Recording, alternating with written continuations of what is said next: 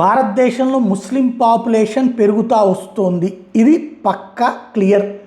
Demographical changes వస్తున్నాయి. హిందువుల పుట్టుకల సంఖ్య తగ్గుతోంది, ముస్లింల పుట్టుకల సంఖ్య పెరుగుతోంది.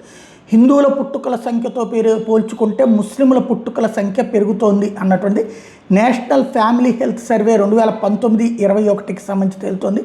హిందూ ఫెర్టిలిటీ రేట్ TFR 1.94 ఉంటే వాస్తవంగా 2.1 ఉంటేనే లెక్క అనమాట. 1.94 అంటే డౌన్ అయింది.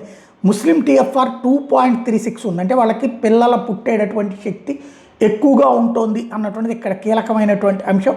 దీంతో హిందూ పాపులేషన్ క్రమంగా తగ్గేటటువంటి పరిస్థితి ఉంది. ఇండియా ఓవరాల్ TFR 2.0 ఉంటే అందులో హిందువుల సంఖ్య తక్కువగా ఉండటం అన్నటువంటిది మరొక అంశం. 1951లో నుంచి చూసుకున్నప్పుడు అప్పట్లో 84% హిందువులు ఉండేవాళ్ళు.